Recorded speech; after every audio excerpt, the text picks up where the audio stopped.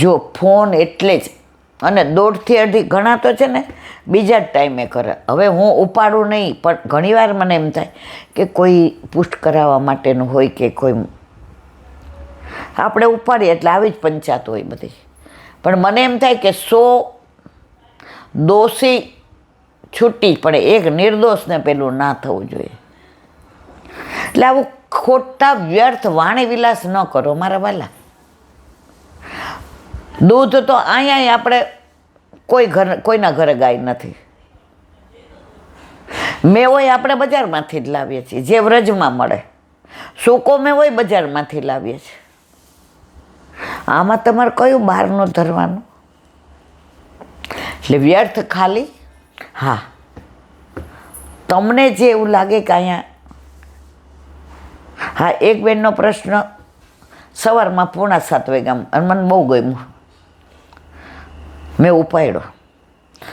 મને કહેલા બેન, અમે બ્રહ્મ સંબંધ લેવા જઈએ છીએ ને, તો મારો દીકરો એન્જિનિયરિંગનું ભણે છે, તો એને પ્રેક્ટિકલ હતા એટલે એને પહોંચાયું નહોતું. એટલે મેં એને કીધું કે તું આવતા રવિવાર લેજે અને તું આગલા દિવસે વ્રત કરજે. હવે પ્રભુની કેવી કૃપા કે એણે 11 ત્યાંય કરતો હતો હોસ્ટેલમાં રહીએ, ફ્રૂટ ને દૂધ ને એવું, કારણ કે ત્યાં તો એને કોણ પેલું કરી દે. પણ એ કે મમ્મી મને કાંઈ તકલીફ નથી પડતી, એકવાર દૂધ ને એકવાર ફ્રૂટ લઈ લઉં છું. અને એને ચાની ઓલું વાંચે ને એટલે બહુ ટેવ, એટલે એ ત્યાં કે કેટલીને બધું રાખ્યું છે, એટલે ચા બનાવ. હવે આગલા દિવસે એના પ્રિન્સિપાલે કીધું, એ કે આ છોકરાને વિઝા માટે જવું છે, તો તું એના બદલે તું આગલા દિવસે પ્રેક્ટિકલ કરી લઈશ, તો આ દિવસે કરે તો તને અમે જો કહી દીધું છે કે તારું આ પણ થોડું જો. એ કે કાંઈ વાંધો નહીં. મનમાં કે પ્રભુ તું આટલો બધો કૃપાળુ. એણે મમ્મીને ફોન કર્યો. એ કે મમ્મી હું સવારે આવી. એ કે બેટા પ્રેક્ટિકલ મમ્મી ગઈકાલે થઈ ગયા ને બહુ સરસ ગયા, અને 11 વ્રત કર્યું છે. હવે એ કે આવ્યો સવારે વહેલો ટ્રેનમાં 3:45, ટ્રેનમાં પ્લેનમાં મને યાદ નથી. તો અમે ઘરના 3 જતા હતા, હું, મારા મિસ્ટર અને મારી દીકરી. તો અમે આગના 3 તો એલા બેન ચા આ લઈ જાઓ. મેં કીધું ગુરુ જેવું કોઈ કૃપાળું નથી. એ જીવને શરણે આવવું હશે તો એનું પ્રેક્ટિકલમાંય મેળ પડી ગયો. એણે 11 વ્રતય કર્યું, એને ટિકિટે મળી ગઈ. તો 6:45 ફોન આવ્યો ને હું રાજી થઈ કે સવારમાં પોરમાં એક જીવ કેવો શરણે જાય છે. તો મને કે જઈએ ને, મેં તો આનંદથી જાઓ. અને ગયા ને જેને વિનંતી કરી જે અમે 3. અરે એ કે શું મૂંઝાવ છો? એ જીવને શરણે આવવાનું હશે એટલે પ્રભુએ બધી વ્યવસ્થા કરી દીધી. અને 4 બ્રહ્મ સંબંધ લઈને ફોન કર્યો અને વિડીયો કોલ કર્યો. બધા ઓલા તિલકને કરેલા ને ઓલી છોકરીએ નાનીએ ચણિયા ચોળી પહેરેલા. અને મને કહેલા બેન આવું સુખ દુનિયામાં ક્યાંય નથી. એ જે બ્રહ્મ સંબંધ વખતે જે મંત્ર બોલાવ્યો ને તુલસીજીને, પછી આ કંઠી ને બધું ચિત્રજી આપ્યા ને દૂનો દીધો, આ બરાબર છે. પણ આવા અસ્થાને પ્રશ્ન પૂછવાના. तुलसी संसार में भात भात के लोग सबसे हिलमिल चाहिए नदिया नाव संजोग. बोलो वल्लभा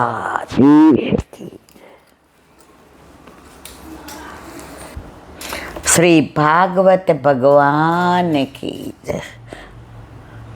पूज्य जीजीना युगल चरणार्पितમાં दंडवत प्रणाम. 10મ સ્કંદ ગર્ભમાં બિરાજેલ પ્રભુની દેવો દ્વારા સ્તુતિ. શ્રી મહાપ્રભુજીએ સુબોધિનીજીમાં આ પ્રાર્થનાના એક શબ્દનો વિચાર કર્યો. શ્રી મહાપ્રભુજીએ શ્રી ભાગવતજીનું અર્થઘટન 7 પ્રકારે આપ્યું છે. 7 રીતે અર્થઘટન કરવા માટે તેમણે 2 ગ્રંથો લખ્યા. એક ગ્રંથનું નામ ભાગવતાર્થ નિબંધ અને બીજા ગ્રંથનું નામ સુબોધિનીજી. 4 અર્થોનું નિરૂપણ ભાગવતાર્થ નિબંધમાં અને 3 અર્થોનું નિરૂપણ સુબોધિનીજીમાં કર્યું છે. શાસ્ત્ર પ્રકરણ, સ્કંદ અને અધ્યાયનો અર્થ ભાગવતાર્થ નિબંધમાં છે. શ્લોક, પદ, શબ્દનો અર્થ સુબોધિનીજીમાં છે. શ્રી મહાપ્રભુજીની ઈચ્છા 12 સ્કંદનું રહસ્ય પ્રગટ કરવાનું હતું, પરંતુ પ્રથમ 3 સ્કંદ અને 10મ સ્કંદ પરના સુબોધિનીજી લખાયા પછી આસુર્ય લીલા કરે. અભૂતપૂર્વ એવા શ્રી ભાગવતી પરની અન્ય સર્વ ટીકાઓ શ્રી સુબોધિનીજી પાસે ફીકી લાગે છે. માટે શ્રી મહાપ્રભુજીને બિરુદ મળ્યું શ્રી ભાગવત ગૂઢાર્થ પ્રકાશન પરાયણ. શ્રી ભાગવતજીના ગૂઢ અર્થો પ્રગટ કરવા માટે આપનો પ્રાદુર્ભાવ થયો છે. તૃતીય સ્કંદના સુબોધિનીજી પૂરા થતા ભગવદ આજ્ઞા થઈ કે દેહનો ત્યાગ કરો. આપે સીધો 10મ સ્કંદ લખવાનો પ્રારંભ કર્યો. હજી 10મ સ્કંદ પૂરો થયો ત્યાં બીજી ભગવત આજ્ઞા થઈ, હવે દેશ પરિત્યાગ કરો. શ્રી મહાપ્રભુજીએ 10મ સ્કંદના 90 અધ્યાયની ટીકા લખી, પછી એકાદશ સ્કંદના 4.5 અધ્યાય પર ટીકા લખી. ત્યાં ત્રીજી આજ્ઞા થઈ, હવે આપ બધું જ છોડીને નીચ ધામમાં જટ પધારો. હવે વલ્લભનો વિયોગ સહન થતો નથી. બસ ત્યાં શ્રી સુબોધિનીજીનું લેખન કાર્ય અટકી ગયું. એટલે 3 સ્કંદ, 10મ સ્કંદ અને 11માના 3.5 અધ્યાય જો 4.5 અધ્યાય. શ્રી મહાપ્રભુજી સુબોધિનીજી બોલે અને તેમના સેવક માધવ ભટ્ટ કાશ્મીરી રીતે લખે. આ જ સમયમાં માધવ ભટ્ટ કાશ્મીરીને બાણ વાગ્યો. તેઓ હરિશરણ થયા. શ્રી મહાપ્રભુજી સમજી ગયા કે હવે પ્રભુની ઈચ્છા નથી. જો 12 સ્કંદના સુબોધિનીજી પ્રગટ થયા હોત તો શ્રી ભાગવતજી ઉપરનું અભૂતપૂર્વ ચિંતન પ્રગટ થયું હોત. શ્રી મહાપ્રભુજી સમજાવે છે કે દેવોની સ્તુતિના 16 શ્લોક કેમ. શ્રી મહાપ્રભુજીએ કારણ આપ્યું કે મહિનાના 15 દિવસ દેવોના કહેવાય અને 15 દિવસ દાનવોના કહેવાય છે. શુક્લ પક્ષ દેવોનો અને કૃષ્ણ પક્ષ દાનવોનો. દેવો તેમના પક્ષપાતથી સ્તુતિ કરે છે. જે અંધકારમાંથી અજવાળા તરફ લઈ જાય તે દેવ, અને જે અજવાળાથી અંધારા તરફ લઈ જાય દાનવ. દાનવને કંઈ સિંગડા ન હોય. તમે કોઈની ભયબંધી કરો ને દુસંગ લાગે, સેવા છોડાવે ને કીટી પાર્ટી ચાલુ કરાવે દાનવ. અને તમને કોઈ એવા ભગવદીઓનો સંગ થઈ જાય જે તમને કીટી છોડાવીને કૃષ્ણમાં લઈ જાય એ દેવ.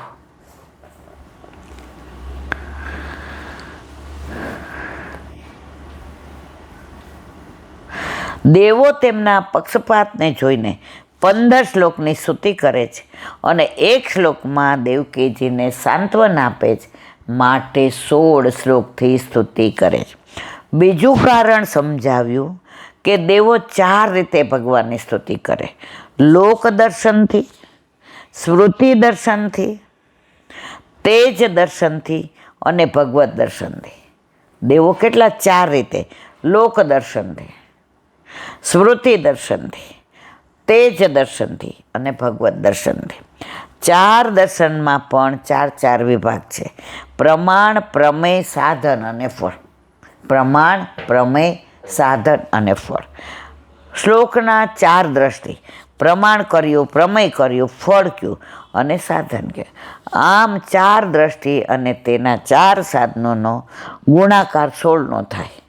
આ રીતે દેવોની સ્તુતિનો 16 શ્લોકથી સ્તુતિ કરી. બોલો વલ્લભાથી વ્રજ વિહાર. વ્રજ વાલું રે વૈકુંઠ નહીં આવું. હમણાં જ ઓલું યુગલ આવ્યું, યુગલ સ્વરૂપ વૈષ્ણવ, એ આપણા ભેગા વ્રજમાં આવ્યા હતા. આપણે વધુ વ્રજની જ વાતો કરી કે વિવાહ ખેલમાં કેવો આનંદ કર્યો, કેવો ત્યાં બધા સત્સંગ કરતા હતા. તમને બધા ટોળે વળી વળતા હતા એટલે અમારો તો મેળ જ નહોતો પડતો. ભેગા થયા તો ઘણાની ભેગા આપણે ફરવાઈ ગયા હોઈએ એ બહુ યાદ નથી કરતા, પણ વ્રજ તો કોઈને ભૂલાતું જ નથી. તો એવું વ્રજ. હવે આગળ અત્યારે આપણે ગોકુળનું અનુસંધાન કરીએ છીએ.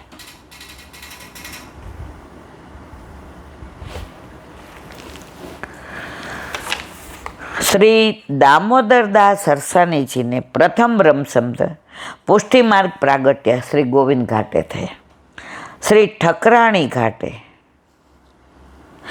ગુજરાતના વડનગરા નાગર બ્રાહ્મણના પુત્રને નામ સમર્પણ કરાવી સંકટમાંથી બચવા તેની પ્રાર્થનાથી શ્રી ગુસાઈજીએ શ્રી ગિરિરાજજીની સેવા પધરાવી દીધી. દુઃખમાં તેમને વિનવવા કહ્યો. શ્રી ઠકરાણી ઘાટે કાળો કામળો ઓઢીને કોઈ મ્લેચ્છને અંધારામાં શ્રી અમના સ્નાન કરવા જતાં પગ લાગ્યો. આપ 3 વખત અષ્ટાક્ષર બોલ્યા. મ્લેચ્છે પોતાને સેવક ગણ્યો. જો ગુસાઈજી ઠકરાણી ઘાટે આવ્યા તો કોઈ મ્લેચ્છ હોતો તો કાળો કામળો ઓઢીને તો ચરણ વાગી ગયો, તો 3 વાર અષ્ટાક્ષર બોલ્યા. મ્લેચ્છ રાધી થઈ ગયો કે આપણને શરણે લઈ લીધા. મ્લેચ્છે પોતાને સેવક ગણ્યો. તેણે રમણ રેતીમાં કોઈકને અષ્ટાક્ષર સંભળાવતા આપના દર્શન કરીને સેવક થવા ઈચ્છેલું તે અહીં સૂતેલા. રમણ રેતીમાં શ્રી ગુસાઈજી કોઈને અષ્ટાક્ષર મંત્ર કાનમાં કહેતા હતા એ એણે જોયું, પણ પોતે મ્લેચ્છ હોવાથી કેવી રીતે કહેવું? પણ મનમાં ઊંચી ભાવના હતી કે કાશ મને પણ કાનમાં શ્રી કૃષ્ણ શરણમમાં, શ્રી કૃષ્ણ શરણમમાં, શ્રી કૃષ્ણ શરણમમાં 3 વાર સંભળાવે તો મારી મ્લેચ્છોની છૂટી જાય અને હું પણ વૈષ્ણવ થાય. વ્રજમાં મનોરથ કર્યો, રમણ રેતીમાં કર્યો, અને ગુસાઈજી તો સાક્ષાત અંતર્યામી પૂર્ણ પુરુષોત્તમ. ઓલાની હિંમત ન આવેલી કે વિનંતી કરો, પણ ગુસાઈજી તો ઓળખી ગયા હતા ને કે જીવ આપણો છે. તો ઠકરાણી ઘાટે પધારતા ચરણ સ્પર્શ થઈ ગયા, એને ચરણ વાગ્યો. તો ગુસાઈજીએ પોતાનો ચરણ મ્લેચ્છને વાગ્યો તો 3 વાર બોલ્યા, શ્રી કૃષ્ણ શરણમમાં, શ્રી કૃષ્ણ શરણમમાં, શ્રી કૃષ્ણ શરણમમાં. મ્લેચ્છ કે આપણો મેલ પડી ગયો, આપણને નામ મંત્ર મળી ગયો, આપણી મ્લેચ્છોની ગઈ અને આપણે વૈષ્ણવ થઈ ગયા. બોલો વલ્લભાધીશ. મધુરાષ્ટક. કરણ પ્રભુ જે કરે તે ભલી કરે. પ્રભુના કોઈ કાર્યમાં ક્યારેય સંશય કરવો નહીં, કારણ કે ગીતાજીમાં કહ્યું છે સંશય આત્મા વિનશ્યતે. તમે સેવા કરતા હો, મનમાં ભાવ આવે કે ઠાકોરજી આરોગતા હશે, ઠાકોરજી કહેવાય ન રહેવાય, હવે અહીંથી વયું જવાય. મેં હમણાં જ હવા બેઠા ત્યાં જારેજીની વાત કરી. ધાતુની જારેજીમાં યમુના જળ હોય અને તમે એમાંથી બીજામાં પધરાવો, તમને એવું શીતળ જળ લાગે, તમને સાક્ષાત પ્રતીતિ. અને બાકી તમે કોઈ પણ ઉનાળામાં કોઈ પણ પાત્રમાં જળ હોય ને ગરમ થઈ જાય. અરે આપણે મોઢું ધોતા હોય તો ઉપર ટાંકાનું પાણી એવું ગરમ આવતું હોય ને આપણે એમ થાય નથી ધોવું. તો આ જળ શીતળ કેવું હોય?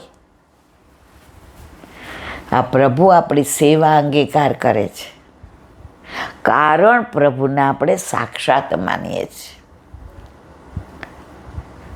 જે નથી માનતા એના માટે મૂર્તિ, માને છે એના માટે સાક્ષાત.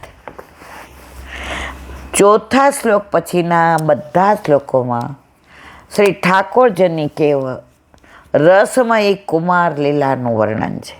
કરણમ એટલે ક્રિયા કરો, ભક્તોને સુખદાન માટે પોઢવાની મધુર લીલાને કરનાર પ્રભુ ભક્તોનો વિરહ આનંદનો રસાત્મક અનુભવ કરાવવા અંતર ધ્યાન થઈ ભક્તોમાં દૈન્ય ઉત્પન્ન કરે છે. એવા વિરહ આનંદના દાતા પ્રભુનો અનુભવ કરતા એ ભાવથી કહે છે કરણમ મધુરમ. બધાનો સ્વીકાર કરે છે, ભક્તોનો તો સ્વીકાર કરે જ છે, પણ જેમને વેર ભાવથી કંસ, શિશુપાલ તેમનો પણ સ્વીકાર. કોઈને નરકમાં બધાનો ઉદ્ધાર જ કર્યો છે. પૂતના મારવા આવે તો એને યશોદામાની ગતિ આપી. કંસ ભાવે કભાવે કૃષ્ણ કૃષ્ણ જ કરતો હતો, એને મોક્ષ આપ્યો. શિશુપાલ તો કેવો હતો, પ્રભુ કે ગાળ દેતો હતો તો એ નામ તો મારું લેતો. આવો ભગવાન નો મળે ક્યાંય. ગમે એવા મોટા સંત હોય ને, બે ચાર ગાળો દો ને પછી તો હામો થાય જ. પછી એનામાંય દૈન્યતા ન રહે. આ કૃષ્ણ તો ગાળ હોય નહીં, માની ગાળ ને ઘીની નાળ. એ મને ગાળ દેતા મારું નામ દે છે ને. હવે એનો ઉદ્ધાર કરે તો આપણે ઠાકોરજી યારે કેમ વાતો કરીએ, કીર્તન કરીએ, વાલી વાલી કરીએ, એના ગુણાનુવાદ ગઈએ, એના સ્વરૂપ, એનું રૂપ, એનું તેજ, એની આભા, એનો પ્રકાશ, એના વસ્ત્ર, એના આભૂષણ, એની પીછવા, એના ખંડપાટ, એના ઝારીજી, એના નેવડા, એના ખીલોના. આ બધામાં આપણે પ્રભુનો જ ભાવ જોઈએ છે. એક વૈષ્ણવ એકવાર જેને પૂછ્યું, એ કે આમ ખીલોના એવા ગોઠવીને રાખ્યો, પછી અનોસરમાં છાબડીમાં નાખી દઈએ. એ કે જો સાક્ષાત છે તો હું કામ કરીએ છીએ? ગુરુદેવે જવાબ આપ્યો સાંભળવા જેવો. એ કે પ્રભુની સન્મુખ હોય ને ત્યાં સુધી તો આનંદમાં હોય ને, કિલ્લોલમાં હોય ને, નાચતા હોય ને, ગાતા હોય ને, પ્રભુની સન્મુખ હોય એટલે રાજી રાજીને રેડ હોય. પણ અનોસર થઈ જાય ને, જેમ આપણે આડાવડા થઈ જાય ને, પેલા ખીલો નાય કે હવે પ્રભુનો અનુસર થયું એટલે એ છાબડીમાં આડાવડા થઈ જાય કે હવે ક્યારે હવાર પડે અને પાછા ક્યારે સન્મુખ થઈએ, એટલે છાબડીમાં આડાવડા. પુષ્ટિ માર્ગમાં કોઈ વસ્તુ મારા વિના ભાવ વિનાની છે જ નહીં. ભાવ ના કરાય, ભાવલા વેડા ન કરાય, વેવલા વેડાય ન કરાય.